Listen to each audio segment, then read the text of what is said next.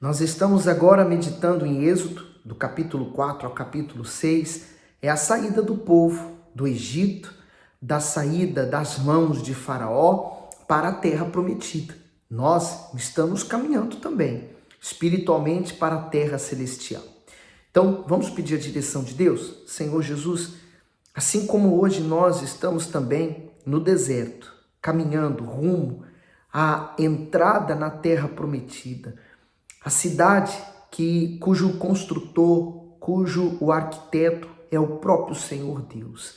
Meu Pai, que essa entrada no céu seja garantida através da fé. Eu entrego essa meditação na Tua palavra, em Tuas mãos, que o Senhor fale conosco aqui hoje. Amém.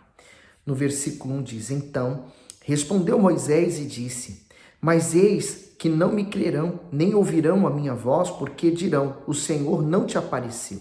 Então quer dizer, Moisés foi chamado, lembra? Ontem nós líamos a respeito da sarça, então Deus apareceu para ele e ele ficou naquela dúvida, agora que Deus está chamando ele para livrar, né? Israel, ele teria que voltar ao Egito, da onde ele fugiu. Ele teria que se confrontar de novo com o faraó, não aquele que perseguiu ele, mas um novo, que seria o filho daquele que morreu. Com certeza os dois foram criados juntos, então eram, de certa forma, amigos.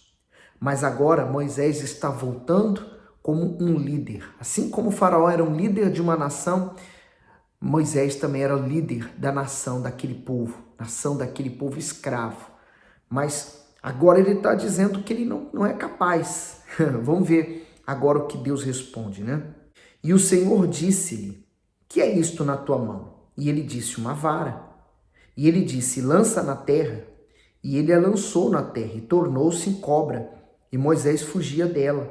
Então disse o Senhor a Moisés, estende a tua mão e pega-lhe pela cauda. E estendeu sua mão e pegou-lhe pela cauda e tornou-se em vara na sua mão. O comentário diz assim, a vara era um simples instrumento usado para pastorear ovelhas, mas agora seria utilizada para a libertação do povo. Isso é uma prova de que quando colocamos o que possuímos ou fazemos à disposição do Altíssimo, ele usa para a realização da sua obra. Quando nós lemos isso, né, o cajado, como Moisés estava segurando, então isso representa também a nossa fé. Espiritualmente é como se nós estivéssemos segurando um cajado também, a fé que abre portas, a fé que produz resultados. Aí ele diz no 5, para que creiam que te apareceu o Senhor Deus de seus pais, o Deus de Abraão, o Deus de Isaque, o Deus de Jacó, e disse-lhe mais o Senhor, põe agora a tua mão no teu seio, e tirando-a, eis que a sua mão estava leprosa, branca como a neve, e disse, torna a pôr a tua mão no teu seio, e tornou a colocar a sua mão no seu seio, depois tirou-a do seu seio, e eis que se tornara como a sua carne. O comentário diz, a mão de Moisés, que foi atingida pela lepra e em seguida curada, mostra o poder de Deus para curar as moléstias do corpo. Representa também a purificação dos pecados. A lepra simboliza a iniquidade do ser humano, isto é, uma contaminação espiritual que só pode ser removida quando a pessoa se arrepende e é perdoada por Deus. Eu vejo também esses sinais que está aqui acontecendo, né? Deus mostrando para ele o poder dele. Assim também somos nós. O que nos atraiu até a igreja? Foi os nossos problemas, né? Foi uma vida de sofrimento, foi a dor, foi uma situação difícil. Por exemplo, quantas mães que buscam a igreja porque ela está passando, enfrentando luta com seus filhos. Ela nem vem pensando nela, ela está cheia de problemas, mas ela vem buscar por causa dos filhos. Então, a razão que fez ela buscar Deus na igreja foi os filhos. E Deus manifesta o sinal, curando, às vezes libertando, fazendo a pessoa se sentir bem. Por exemplo, há pessoas que não dormem, não dormiam, mesmo à base de medicamentos. E quando ela vem na igreja, o primeiro sinal que aparece para ela é ela dormir. Então, aquilo vai mostrando para ela que ela está no lugar certo, que o lugar onde ela escolheu para congregar e buscar Deus é o lugar certo. Então, por isso que você não pode desanimar, nem abrir mão desse seu propósito. Olha só a continuação. E acontecerá que se eles não te crerem, nem ouvirem a voz do primeiro sinal, crerão a voz do derradeiro sinal. E se acontecer que ainda não creiam, e esses 2 sinais nem ouvirem a tua voz, tomarás das águas do rio e as derramarás na terra seca, e as águas que tomarás do rio tornar-se-ão em sangue sobre a terra seca. Então disse Moisés ao Senhor: meu Senhor, eu não sou homem eloquente, nem de ontem, nem de anteontem, nem ainda desde que tens falado ao teu servo, porque eu sou pesado de boca e pesado de língua. O comentário do bispo diz: não há desculpa que justifiquem a recusa do ser humano a um pedido de Deus, pois pela fé, fraquezas, inexperiências, incapacidades podem ser superadas. Moisés foi sincero ao mostrar seu despreparo. Ele não havia compreendido que seria ungido com todas as condições espirituais para a missão que iria cumprir. Que forte, né? Porque ele falou que era pesado de língua? Porque ele era gago, né? Ele tinha uma dificuldade na fala. Mas isso não era motivo dele achar que Deus não poderia ser com ele, né? Então, ele estava se recusando a ir. Olha o 11. E disse-lhe o Senhor: quem fez a boca do homem? Ou quem fez o mudo, ou o surdo, ou o que vê, ou o cego? Não sou eu, o Senhor? Vai, pois, agora. Eu serei com a tua boca e te ensinarei o que hás de falar. Aqui está um grande ensinamento. Você não tem que estar preocupada como é que você vai lidar com o seu marido incrédulo, com o seu filho, ou com a sua esposa, e etc. Ou com o seu patrão, ou na escola. Você não tem que estar preocupado com o que você vai falar ou fazer. Você tem que estar preocupado em agradar a Deus, porque é Deus quem vai conduzir você.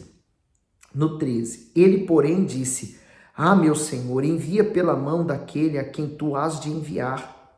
Então se acendeu a ira do Senhor contra Moisés e disse: não é Arão, o levita, teu irmão?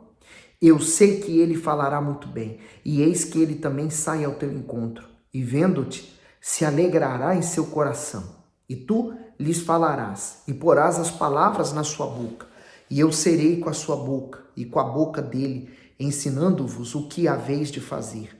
E ele falará por ti ao povo, e acontecerá que ele te será por boca, e tu lhe será por Deus. Toma, pois, esta vara na tua mão, com que farás os sinais. O comentário diz: Moisés só conseguia ver as limitações dele perante aquela responsabilidade. Mas o Todo-Poderoso estava pronto para habilitá-lo. Tudo o que ele precisava fazer era usar a fé e a autoridade que lhe haviam sido outorgadas.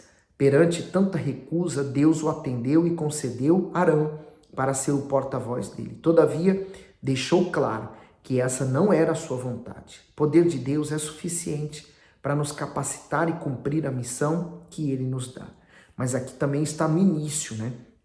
Moisés está se entregando. Sabe qual o problema de muitas pessoas hoje? É que elas se entregam por medidas para Deus. Lembra que o Senhor Jesus disse: dai e ser-vos-á dado?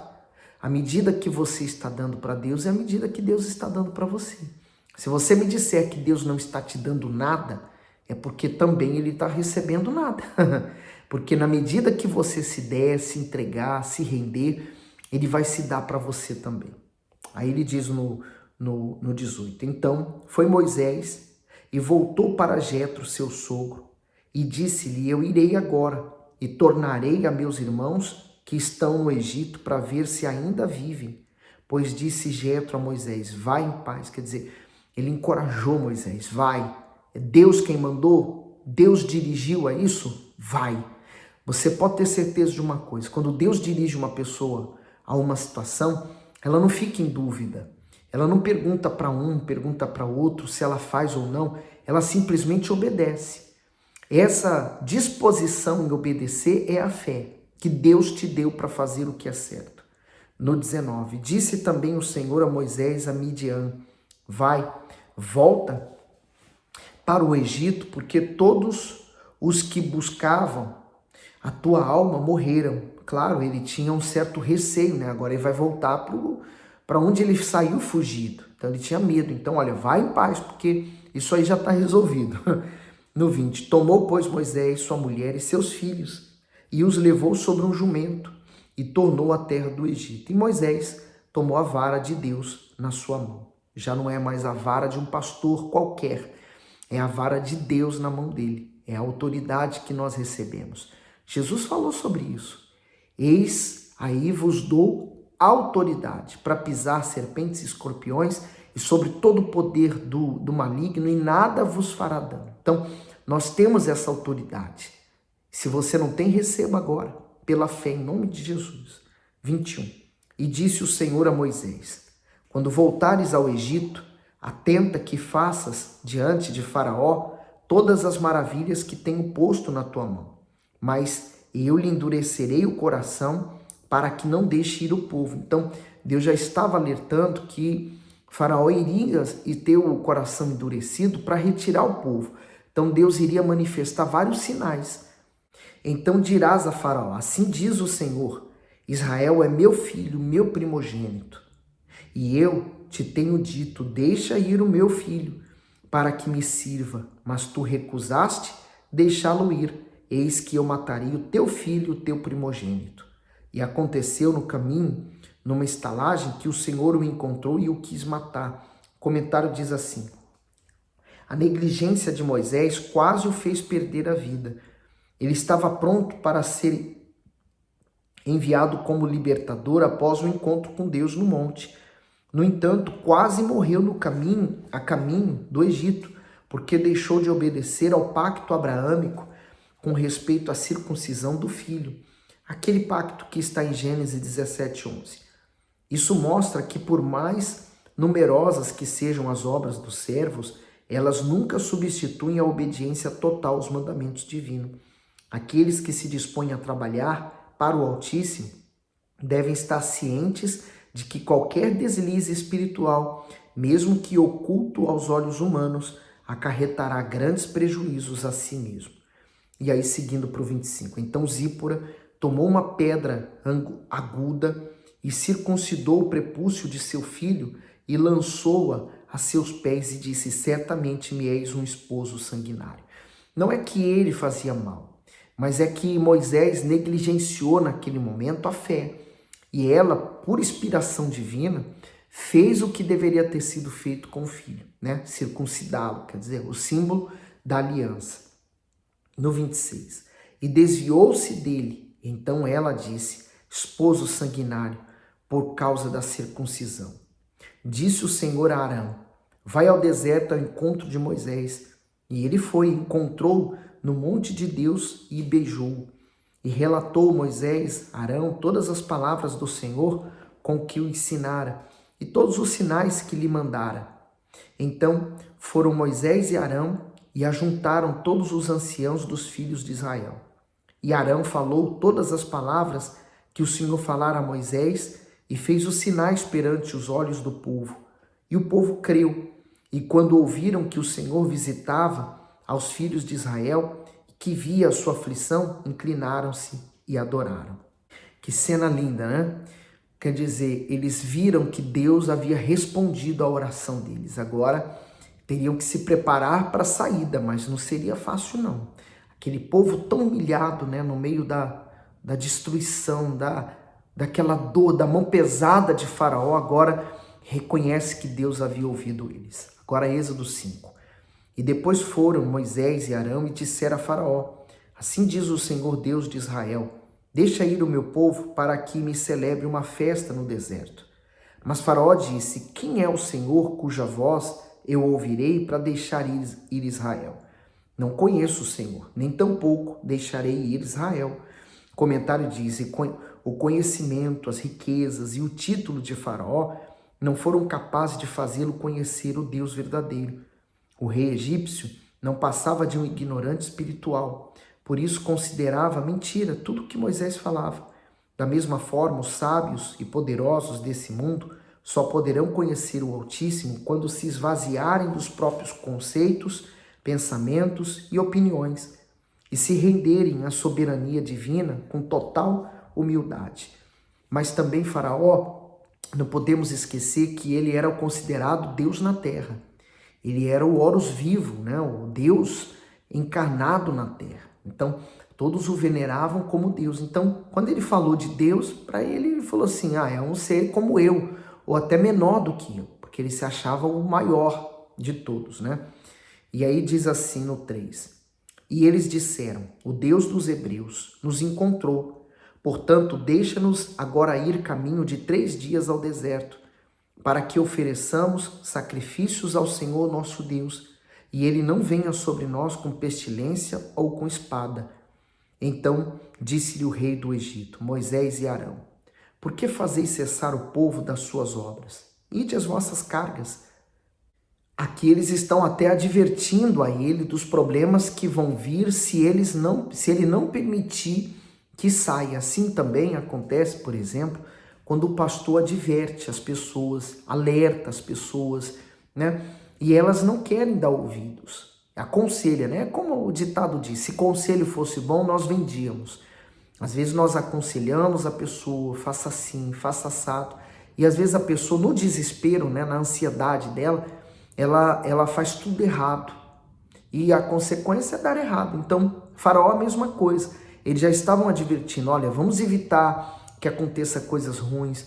Deixa-nos ir para que nada aconteça de mal. Mas aí Faraó falou assim, não, vocês estão desocupando, o povo está desocupado. Olha a consequência. No 6, portanto, deu ordem Faraó naquele mesmo dia aos exatores do povo e aos seus oficiais, dizendo: Daqui em diante não torneis a dar palha ao povo para fazer tijolos, como fizeste antes. Vão eles mesmos e colham palha para si. O comentário do bispo diz: Faraó era para os hebreus o que o diabo é hoje para as pessoas. Isto é, assim como o rei do Egito lançava julgos de servidão sobre os israelitas, Satanás impõe cargas de sofrimento sobre a humanidade, a fim de impedi-la de alcançar paz e felicidade. Entretanto, por mais forte que seja a prisão da alma de alguém ao pecado e à dor, ela pode ser livre, pois o Senhor Jesus, com a sua morte, pagou um alto preço para libertá-la. Portanto, não aceite viver como escravo, pois o preço da sua liberdade já foi pago.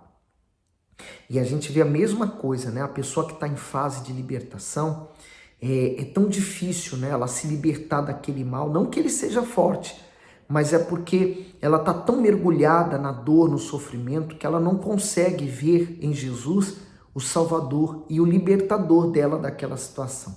Ela termina dando tanta força, por exemplo, às bruxarias, às invejas, às maldições, que ela ignora que o sacrifício do Senhor Jesus foi capaz e suficiente para libertar ela de tudo isso. No 8, e lhes imporeis a conta dos tijolos que fizeram antes, nada diminuireis dela, porque eles estão ociosos. Por isso clamam, dizendo, vamos, sacrifiquemos ao nosso Deus. Agrave-se o serviço sobre estes homens, para que se ocupem nele e não confiem em palavras mentirosas. O comentário diz assim, retaliação do diabo. Faraó não ficou inerte diante das ações de Moisés pela liberdade do povo. Pelo contrário, reagiu provocando mais injustiças. Da mesma forma, o mal não fica passivo diante de atitudes de fé. Ao invés disso, aumenta a pressão para fazer com que a pessoa pense que está perdendo tempo em recorrer ao Altíssimo e assim desista dos seus objetivos. E de fato, às vezes a pessoa está se entregando, ela está fazendo uma corrente de oração na igreja. E aí parece que o filho piora, os problemas aumentam. Natural, estamos no meio de uma guerra espiritual. E nessa guerra você precisa ser forte. Né? Os filhos de Israel teriam que aguentar, porque iria passar, seria pouco tempo. Mas Faraó iria intensificar a dor, o sofrimento. Né? Então, quer dizer, Deus permitiu. E quanto mais Faraó apertava o povo, mais eles queriam sair daquela terra, né? Porque ficava difícil. Agora, se o trabalho deles escravo já era difícil, agora vai ficar 1000 vezes pior ainda. Porque eles não vão conseguir dar suporte à vazão, ao trabalho que tinham. O 10. Então, saíram os exatores do povo e os seus oficiais e falaram ao povo dizendo, assim diz Faraó, eu não vos darei palha, e de vós mesmos, e tomais vós palha, onde achardes, porque nada se diminuirá do vosso serviço. Então o povo se espalhou por toda a terra do Egito, a colher restolho em lugar de palha. E os exastores os apertavam, dizendo: acabai vossa obra, a tarefa de cada dia, como quando havia palha. E foram açoitados os oficiais dos filhos de Israel, que os exatores de Faraó tinham posto sobre eles, dizendo estes: por que não acabaste vossa tarefa fazendo tijolos como antes? Assim também ontem e hoje. Então, eles estavam mesmo sendo pressionados a desistir daquela ideia. Por isso o diabo ele é assim, né? Você toma uma atitude de fé em relação de se libertar a ele, ele também vai tomar uma atitude em relação às coisas que ele faz para você desistir, com dúvidas, com medo, vai criar uma situação dentro da sua casa que é para você não confiar naquelas palavras que você ouviu. Quando você manifesta a sua fé, é como se todo o seu corpo se iluminasse com a luz de Deus. No 15. Por isso, os oficiais dos filhos de Israel foram e clamaram a Faraó, dizendo: por que fazes assim a teus servos? Palha não se dá a teus servos. E nos dizem: fazei tijolos, e eis que teus servos são açoitados, porém o teu povo tem a culpa. Mas ele disse: vós sois ociosos, por isso dizeis: vamos, sacrifiquemos ao Senhor, e depois agora trabalhai. Palha, porém, não se vos dará, contudo, dareis a conta dos tijolos. Então os oficiais dos filhos de Israel viraram-se em aflição, porquanto se dizia: nada diminuireis do vosso tijolo, da tarefa do dia no seu dia. E encontraram a Moisés e Arão, que estavam de frente deles quando saíram de Faraó, e disseram-lhe: o Senhor atende sobre vós, e julgue isso, porquanto fizeste o nosso cheiro repelente diante de Faraó e diante dos seus servos, dando-lhes a espada nas mãos para nos matar. Então, tornando-se Moisés ao Senhor, disse: Senhor, por que fizeste mal a esse povo? Por que me enviaste? Porque desde que me apresentei a Faraó para falar em teu nome, ele maltratou esse povo, e de nenhuma sorte livraste o teu povo. O comentário do 22. Moisés se sente abatido ante as dificuldades imposta por Faraó. Por isso ora a Deus. Ele já havia sido avisado sobre o quão difícil seria sua missão, e mesmo assim ficou perplexo e triste diante da suposta derrota. Os hebreus seriam disputados ferozmente e Faraó, representando o mal, jamais facilitaria a libertação deles. De igual modo, a pessoa que deseja se ver livre das trevas não deve desanimar perante situações aparentemente perdidas, e sim perseverar. As lutas irão contribuir para uma manifestação ainda maior do Altíssimo na vida dela. Deus já havia alertado, né? Deus deixou Moisés bem consciente de que não seria fácil, mas também não seria impossível. Assim também o Senhor Jesus, ele nos avisou que no mundo tereis aflições, mas tem de bom ânimo, eu venci o mundo. Quer dizer, o Senhor Jesus já nos preparou para as aflições, né? Eles estão sendo afligidos com mais força ainda. O Faraó está investindo com força para não libertá-los. Mas Deus tinha um propósito, Deus tinha um plano. O que eles tinham que fazer? Confiar nos planos de Deus e agir consoante o que Deus ia dirigindo. Ali, Moisés mostrou um momento de fraqueza. E quantos de nós também não temos momentos de fraqueza assim? Em que nós duvidamos, em que bate o desespero, bate a ansiedade, em que a gente fica aflito, em que a gente deixa de olhar para as promessas e começamos a olhar para a situação, para a circunstância. É normal. Mas a gente tem que sempre lembrar que Deus tem um plano. Nós estamos vivendo debaixo da vontade e dos propósitos de Deus. E aí a gente vai vivendo um dia de cada vez, de fé em fé. Por isso basta o dia o seu mal. Vamos vencer o problema de hoje, amanhã vai ter mais problemas para vencer. Mas vamos viver a fé. A fé de hoje, ela vai ser suficiente para resolver os problemas de hoje. Entregue seus problemas a Deus, só Ele tem o poder de resolvê-los. E confia, porque é a confiança que vai te levar ao resultado final. Tá bom? Que Deus abençoe você. Coloque aqui nos comentários se você está nessa fase da libertação, que esse vídeo tenha te ajudado, né, a ver que a A batalha espiritual está acontecendo. O diabo quer a sua alma e Deus também quer a minha alma. Eu tenho o poder da minha alma. Posso entregar para quem eu quiser, para Deus ou para o diabo. Você é que escolhe. Que Deus abençoe, dê o seu gosto. Fique bem.